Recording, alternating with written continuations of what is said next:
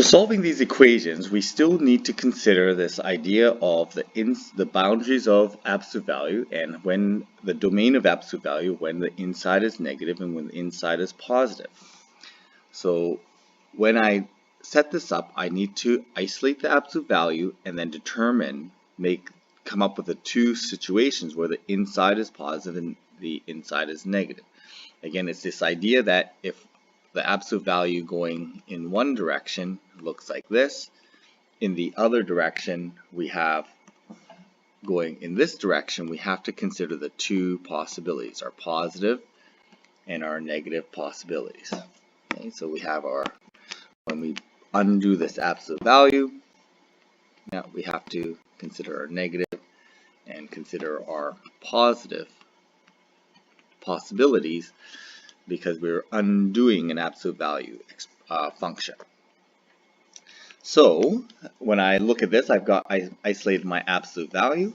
I now need to consider the positive version of this, where the inside is equal to its negative. So we can actually put the negative here. So some textbooks will show it as making the inside negative, in making the inside positive, like that.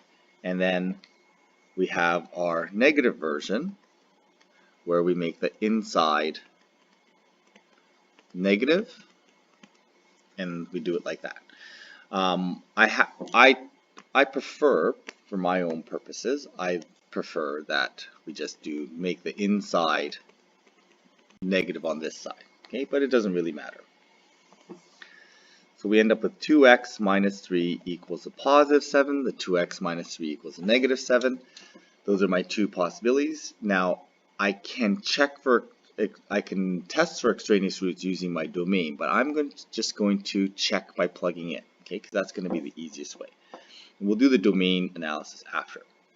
So solving this, I end up with 2x equals 10, x equals 5. Okay, I'm going to test it. I'm going to test my x equals 5. I get 10 minus 3 is 7 equals 7. Yeah, that's perfectly good. Okay, so I get 10 minus 3 equals 7.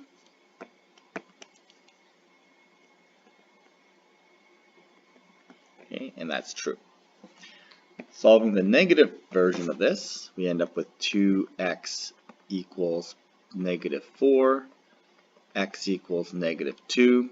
We're going to test x equals negative 2, so I end up with negative 4 minus 3, so negative 4 minus 3, absolute value equals 7. Yeah, that's okay. So that's a perfectly good solution. Okay, so we have two solutions and no extraneous roots. So if I were to do a domain analysis on this, I know my domain of this, I'm just going to write it down here. The domain would be when x is greater than or equal to 3 over 2. This solution is bigger than 3 over 2, so that fits our domain. That's a perfectly good solution. Okay, so if we were to graph it, it would actually show up on the graph. This one here, our domain, is going to be when x is less than or equal to 3 over 2. Well, negative 2 is in that domain, so that should be a perfectly good solution. Again, that if we were to graph it, it would show up on the graph, and the graphs do not show extraneous solutions. Okay, so our most reliable way to do this, though, is to just plug and check. So we're going to solve again. So I'm going to solve for the absolute value.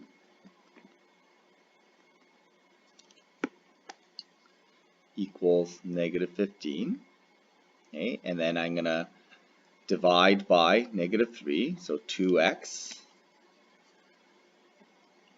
minus 3 equals positive 5.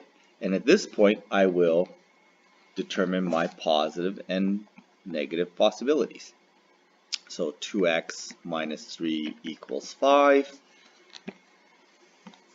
The negative possibility is 2x minus 3 equals negative 5. Solve those two independently. Add 3 to both sides. Divide by 2. I get x equals 4, and again if I test it, I end up with negative 3 times, that's going to be 8 minus 3 is 5. That's negative 15 plus 15 equals 0. Perfectly good solution. Okay, and then we will solve this one over here. So we add 3 to both sides. So I end up with negative 2. Divide. We're going to test that negative 1 in the equation. So we end up with negative 3. That's going to end up being negative 2 minus 3 is negative 5. Plus 15 equals 0. That's going to be positive 5 times negative is negative. Negative 15 plus negative 15 is 0. So that is a perfectly good solution as well. So again, there are no extraneous solutions, and if we want, we could do a domain analysis to determine that these solutions do fit in the domain of the graphs. So we can show a graphical justification of this solution. Let's first of all solve this algebraically. One thing we want to, and we should, if we can recognize this at the beginning, we have an outside restriction this does not pass our outside restriction. Absolute value cannot equal negative. So we are going to get extraneous solutions here. Algebraically though, we will get a solution, and when we check it, it should be extraneous. So let's just check this here. So we're going to end up with our positive version. Okay, so we end up with negative 2x minus 7 equals 9.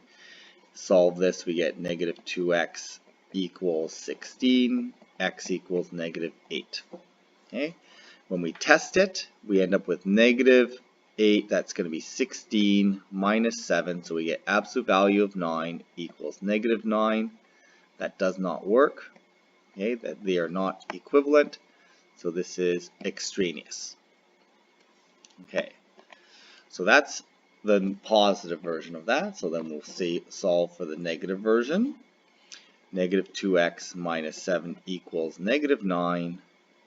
Add 7 to both sides. Divide by negative 2. Okay, we're going to test. We plug in positive 1 in here, so we get negative 9. Absolute value equals negative 9. Again, that's not true. Therefore, this must be extraneous. So we have no solution to this equation. And we can justify this graphically. Okay, so if we graph this, and we'll just put this into Desmos.